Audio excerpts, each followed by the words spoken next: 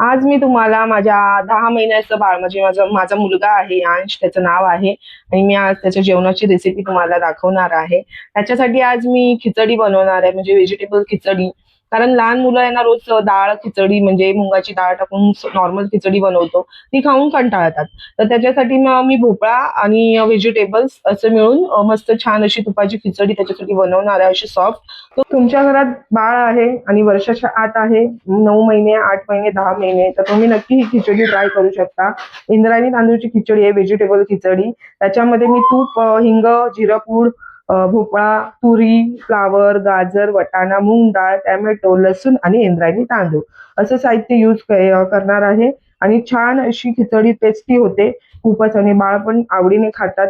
पाणी अंदाजानुसार टाकायचं आहे, कारण तांदूळ कमी डाळ कमी, आणि मग ते पाणी कुकर म्हणजे बाहेर नाही आलं पाहिजे, नाहीतर सगळं टेस्ट निघून जाते.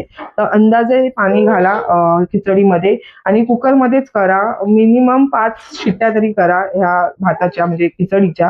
तर अशी टेस्टी खिचडी. आपण मिठाचा वापर नाही करणार आहोत, कारण डॉक्टर नाही सांगत मीठ देऊ नका लहान मुलांना. मीठ आणि साखर 1 वर्षाच्या आतील बाळांसाठी मीठ अजिबात द्यायचं नाही.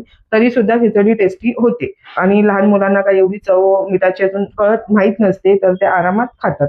चमच तूप तूप टाकलेलं आहे, आणि त्याच्यामध्ये मी लसूण टाकलेला आहे. म्हणजे एक कापोळी घेतली होती, ती मोठी होती म्हणून अर्धीच टाकलेली आहे. आणि त्याच्यानंतर आहे ना, आपण याच्यामध्ये थोडंसं एक अर्धा चम्मच जिरपूड टाकली आहे, आणि तेलामध्येच आपण हिंग टाकूया अंदाजानुसार. तुम्ही तुमच्या अंदाजानुसार टाका, मला सवय आहे अंदाजानुसार टाकायची.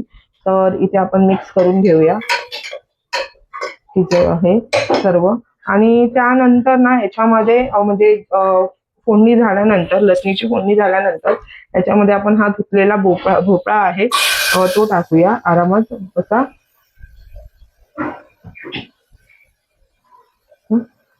तुम्हाला असं वाटणार जिरं करपलंय, पण ते जिराचा कलरच तसा आहे. भाजून जिरं जेव्हा आपण दळतो मिक्सरमध्ये, बारीक करतो, तेव्हा तो तसाच दिसतो. आणि त्यानंतर आता याच्यामध्ये आपण व्हेजिटेबल पण धुतलेले आहेत, आणि ते सुद्धा टाकून घेते मी.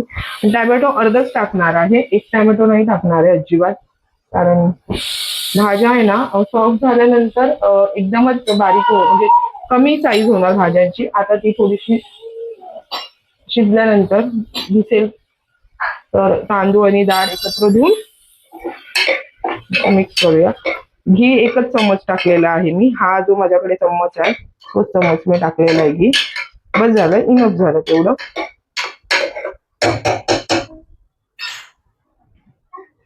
याच्यामध्ये ना मी हळद टाकते थोडं, कारण मी हळद विसरली तुम्हाला सांगायला. थोडीशी चिमूटभर आपली हळद टाकायची.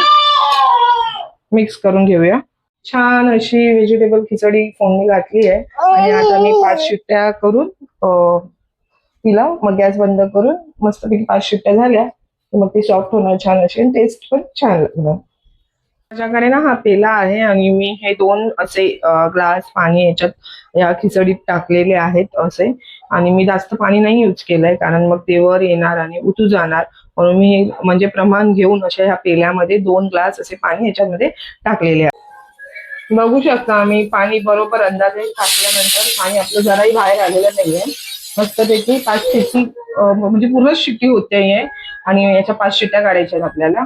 आता तर एक झाली आहे, अशी खिचडी झाली अशी सॉफ्ट अशी. जरा आपण म्हणजे हे ना, आता याला ना मी पावभाजीचं मॅशर असेल ना त्याच्याने मॅश करून घेणार आहे.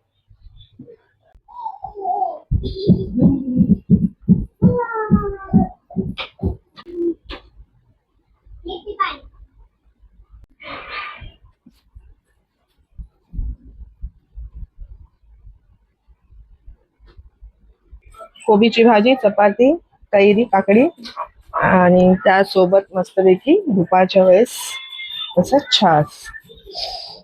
या जेवायला.